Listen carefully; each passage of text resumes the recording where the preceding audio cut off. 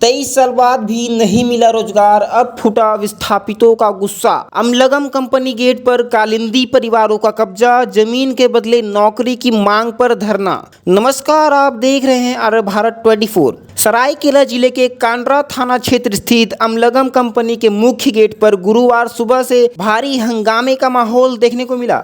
जमीन के बदले नौकरी की मांग को लेकर कालिंदी परिवारों ने कंपनी गेट जाम कर दिया और धरने पर बैठ गए। प्रदर्शन में बड़ी संख्या में महिलाएं, पुरुष और छोटे छोटे बच्चे भी शामिल रहे।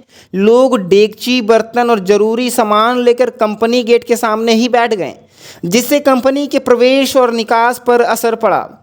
प्रदर्शनकारियों का आरोप है कि वर्ष 2003 में कंपनी स्थापना के लिए उनकी जमीन ली गई थी। उस समय विस्थापित परिवारों को अस्थायी रोजगार देने का वादा किया गया था, लेकिन 23 साल बीत जाने के बाद भी सभी प्रभावित परिवारों को नौकरी नहीं मिला। लोगों का कहना है कि उन्हें सिर्फ आश्वासन दिया गया, लेकिन आज तक उनकी जिंदगी में कोई बदलाव नहीं आया।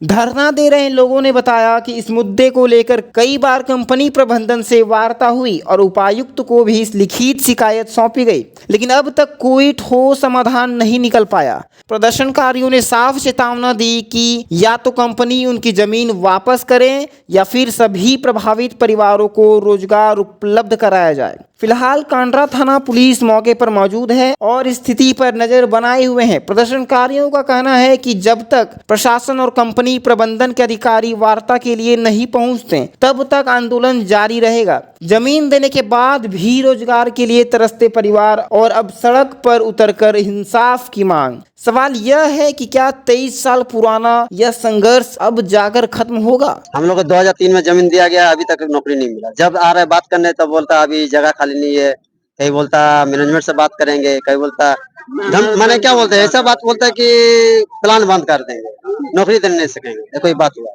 जब हम लोग को जमीन दिया गया है, नौकरी देने का बात हुआ है, तब नौकरी देंगे अभी। लेकिन जैसे बोरा बात करते हैं, हम लोग के साथ भेदभाव भी करता है।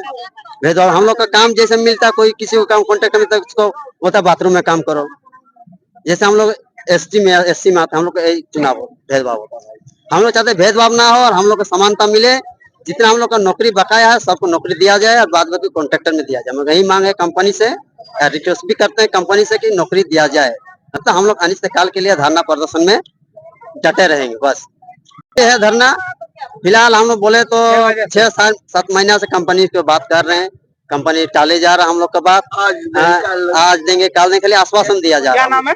रामचंद्र कालेंद्र। हम लोग का नौकरी के बारे में बोलने आए हैं, क्योंकि हम लोग का 2003 से नौकरी देने का वादा किया था, लेकिन वो वादा अभी पूरा नहीं हो रहा है। हम लोग का बाल बच्चा देखिए, मेरा भी 3 बच्चा है और मेरा ज्वाइनिंग, मेरा हस्बैंड का ज्वाइनिंग में 9,000 में किया है। क्या 9,000 में मेरा परिवार पूरा खुशहाल रहेगा?